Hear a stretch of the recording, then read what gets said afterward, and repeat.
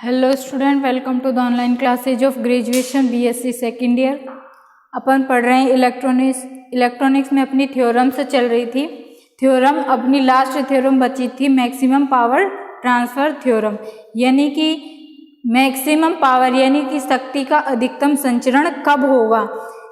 अब इस प्रमेय के अनुसार अपन देखते हैं कि अधिकतम शक्ति का संचरण जब होगा जब उसकी आंतरिक प्रतिबाधा लोड प्रतिबाधा की क्या हो, संयुग्मी हो। तो यदि उस प्रतिबाधा की संयुग्मी हो या वो आपस में संयुग्मी हो तो उस स्थिति में पावर का ट्रांसफर क्या होगा, मैक्सिमम होगा। ये तो हो गया अपना क्या स्टेटमेंट हो गया मैक्सिमम पावर ट्रांसफर थ्योरम का। अब अपन देखते हैं कि अब क्या रियलिटी में ही ऐसा होता है, मैक्सिमम पावर ट्रांसफर होता ही है और कब होगा, जब उसकी वो लोड प्रतिबाधा की क्या हो, कॉन्जुगेट हो। तो अपन को क्या प्रूफ करना होगा कि जो अपनी लोड पर इम्पीडेंस है वो जेड इक्विवेलेंट के कॉन्जुगेट के बराबर हो। तो अब अपन इसमें देखते हैं इसका स्टेटमेंट क्या है। इस प्रमेय के अनुसार अपन देखते हैं कि अधिकतम शक्ति का संचरण जब होगा जब उसकी लोड प्रतिबाधा आंतरिक प्रतिबाधा की संयुग्मी हो। अभी इसका प्रूफ अपन करते हैं। तो अपन देखते हैं इसको प्रूफ करने के लिए अपन देखते हैं कि क्या सिद्ध करना होगा अपन को, आंतरिक प्रतिबाधा लोड प्रतिबाधा की क्या हो, संयुग्मी हो। अब इस स्थिति में अपन देखते हैं, माना अपन को दे रखा है जेड इक्विवेलेंट बराबर दे रखा है एक r equivalent plus iota x equivalent और जेड एल बराबर दे रखा है r l plus iota x l दे रखा है और ये अपन को है, ये टर्म गिवन है। अब अपन देखते हैं कि इसका कॉन्जुगेट है, जो लोड का कॉन्जुगेट है वो क्या है, r L minus iota x L हो जाएगा, क्योंकि ये टर्म है, इसका कॉन्जुगेट निकालेंगे तो ये आ जाएगा। अब अपन को पता है कि थेवेनिन थ्योरम के अकॉर्डिंग अपन इसमें निकालते हैं, यदि आई करंट फ्लो हो रही है तो आई करंट फ्लो हो रही है तो आई का मान क्या होता है, e equivalent upon r l plus z equivalent या z l plus z equivalent.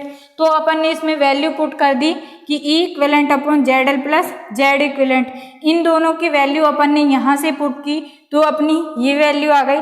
इस स्थिति में अपन ने आयोटा वाली टर्म को एक साथ लिखा, रियल पार्ट को एक साथ लिखा, तो अपनी जो वैल्यू आ गई क्या आ गई, equivalent upon are equivalent plus are l plus iota x equivalent plus x l आ गया। तो अब अपन देखते हैं, ये तो अपना आई का मान आया। अब यदि पावर ट्रांसफर हो किसके कॉरस्पॉन्डिंग, लोड पर चाहिए, निर्गत पर चाहिए, आउटपुट पर चाहिए अपन को लोड, तो क्या निकालेंगे, पावर क्या होता है I square into R L. तो अपन ने P equal to I square are L, I square का मान रखा, यहाँ से आई अपन ने निकाल लिया था तो आई का मान रखा है इधर, तो P इक्वल टू ये टर्म आ जाएगी। अब अपन इसका यदि स्क्वायर निकालें तो क्या आ जाएगा, ये जैसे कोई भी अपन कोई कॉम्प्लेक्स नंबर दे रखी है तो कॉम्प्लेक्स का अपन यदि स्क्वायर निकालेंगे तो जेड इंटू जेड स्टार निकालेंगे, तो Z into Z star put करेंगे तो क्या आ जाएगा, ये वाली टर्म आ जाएगी। इसको सॉल्व करने के बाद आप सॉल्व कर सकते हो और ये वाली टर्म आ जाएगी। तो अब अपन देखते हैं कि मैक्सिमम पावर का ट्रांसफर कब होगा, जब उसमें ये नीचे वाली टर्म का मान बहुत ही कम हो। इस स्थिति में अपन देखते हैं कि x equivalent plus x L का मान यदि 0 हो तो मैक्सिमम पावर का ट्रांसफर होगा। इस स्थिति में देखते हैं इक्वल टू 0 है तो X equivalent equal to minus X L. इसका मतलब क्या है, जो आंतरिक प्रवेश्यता है वो लोड की प्रवेश्यता की क्या है, कॉन्जुगेट के बराबर है। तो अपन देखते हैं कि P बराबर क्या हो जाएगा, ई इक्विवेलेंट का square upon R into R L upon are equivalent plus R L का स्क्वायर। अब अपन देखते हैं कि किसी भी चीज का यदि अपन मैक्सिमम मान निकालना हो तो जो वेरिएबल है उसके रेस्पेक्ट में यदि डिफरेंशियल इक्वल टू 0 पुट करें तो अपन देखते हैं जो वैल्यू आती है उसका मान क्या आता है। किसी भी चीज का यदि मैक्सिमम मान निकालना हो तो हमेशा अपन डिफरेंशियल करते हैं। तो अब अपन देखते हैं इसका अपन ने डिफरेंशियल किया तो क्या आ गई वैल्यू, ये आई। अब अपन इसको सॉल्व करते हैं तो क्या आता है, इस टर्म को इधर कर दो, ये 0 हो जाएगी। अब इसमें एलसीएम लो तो क्या आ जाएगा, R equivalent plus are L minus 2 R L बराबर क्या आ जाएगा 0। इसका मतलब क्या आ गया R equivalent equal to R L, यानी कि जो लोड पर प्रतिबाधा है वो आंतरिक प्रतिबाधा की क्या है कॉन्जुगेट के बराबर है। इससे पता चला अपन को, यहाँ पे तो पता चल गया कि उसके कॉन्जुगेट के बराबर है, और ये दोनों क्या हो गए, ये रियल पार्ट इक्वल हो गया, ये यहाँ पे इमेजिनरी पार्ट उसका बराबर हो गया। कब बराबर हुआ, जब उसकी कॉन्जुगेट हो। तो इस स्थिति में अपन ये कह सकते हैं कि मैक्सिमम पावर का ट्रांसफर कब होगा, जब उसका लोड पर प्रतिबाधा उसकी आंतरिक प्रतिबाधा के कॉन्जुगेट के बराबर हो। तो ये थी अपनी मैक्सिमम पावर ट्रांसफर थ्योरम। अब अपन देखते हैं last and final theorem, Miller theorem. Miller theorem क्या होती है, अब इसको और अपन यदि उपप्रमेय में आगे बढ़ाना चाहें तो और भी बढ़ा सकते हैं। यदि अपन को एग्जाम में पूछे तो अपन को यहीं तक ही प्रूफ करना था, R equivalent equal to R L तक।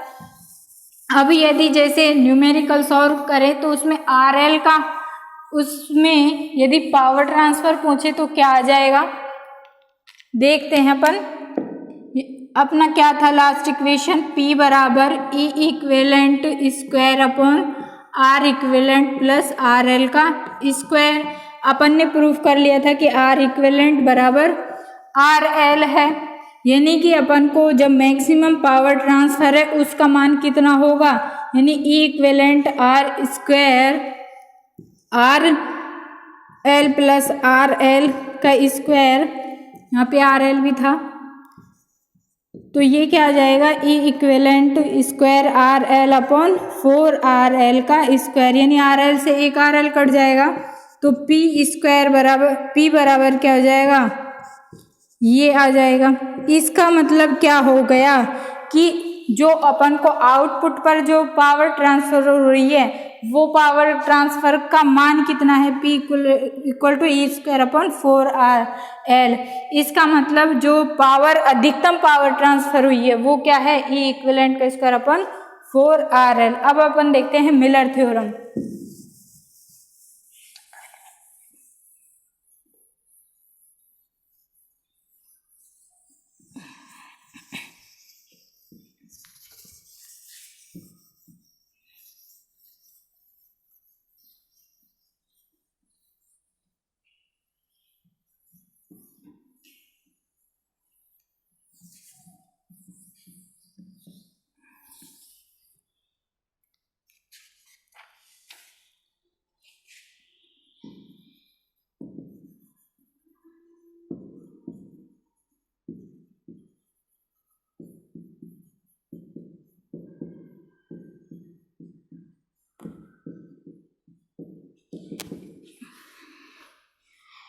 इस प्रमेय के अनुसार अपन देखते हैं क्या होता है।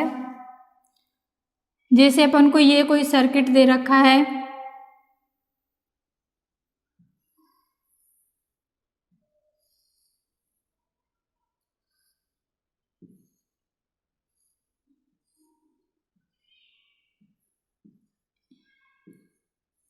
V2 V1 और इन दोनों में जो कॉमन इम्पीडेंस है वो है Z, और I1 ये हो गया, ये I2 हो गया, और अपना इसमें दे रखा है एम्प्लीफिकेशन फैक्टर A, जिसका मान क्या होता है V2 अपॉन V1 होता है, या अपन लिख सकते हैं V2 बराबर AV1। किसी भी रेखीय सर्किट में या सामान्य नॉर्मल सर्किट में क्या होता है, V2 बराबर क्या होता है, V2 बराबर क्या होता है AV1 होता है। तो इस स्थिति में अपन को क्या है, इस स्थिति में अपन देखते हैं इस प्रमेय के अनुसार, मिलर प्रमेय के अनुसार जो अपनी निवेशी प्रतिबाधा है वो Z, इनका मान कितना प्राप्त होता है, Z अपॉन 1 माइनस A प्राप्त होता है, और जो आउटपुट पर इम्पीडेंस है उसका मान अपन को प्राप्त होता है AZ अपॉन A माइनस 1। ये प्रमेय ये कहना चाहती है कि नॉर्मल सर्किट अपन को गिवन है तब उस स्थिति में चतुर टर्मिनल जाल में अपन यदि जेड इन और जेड ओ यानी इनपुट और आउटपुट इम्पीडेंस का मान निकालना चाहें तो क्रम से अपन को ये प्राप्त होते हैं कि यानी कि जेड इन बराबर जेड अपॉन 1 माइनस ए और Z not equal to A Z upon A minus 1 यानी, और यहाँ पे ए क्या है, प्रवर्धन गुणांक है, एम्प्लीफिकेशन फैक्टर है। तो क्या रियलिटी में ही ये प्राप्त होता है?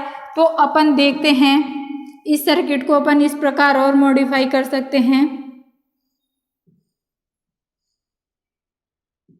ये हो गया V2, इसके कॉरस्पॉन्डिंग जो आउटपुट इम्पीडेंस है वो जेड नॉट हो जाएगी, ये जेड इन हो जाएगी यहाँ पे V1 और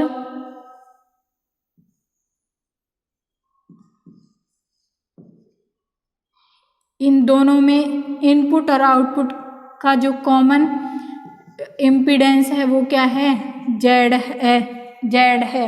तो इस स्थिति में अपन देखते हैं कि I1 का मान क्या होगा, I1 बराबर क्या हो जाएगा, V1 minus V2 upon Z हो जाएगा। तो ये आ जाएगा I1 बराबर V1, अब V2 का मान अपन पुट कर सकते हैं, क्या आ जाएगा, V2 की बराबर जगह AV1 अपॉन जेड, तो V1 1 minus A upon Z. तो इसको अपन क्या कर सकते हैं, V1 upon Z upon 1 minus A। अब ये तो एम्प्लीफिकेशन फैक्टर है, मतलब V2 upon V1 dimension less है, तो V1 अपॉन जेड यानी किसको डिनोट कर रहा है, करंट को। तो V1 वोल्टेज हो गई, नीचे की क्वांटिटी क्या डिनोट कर रही है, उसकी प्रतिबाधा को, यानी कि इनपुट इम्पीडेंस क्या आ गई, जेड इन बराबर V1 upon z 1 minus z upon 1 minus ए। और नेक्स्ट अपन यदि I2 निकालें तो I2 क्या आ जाएगा, V2 minus V1 upon Z बराबर V2, इसे V1 का मान निकालो तो V1 का मान आ जाएगा V2 upon A upon Z.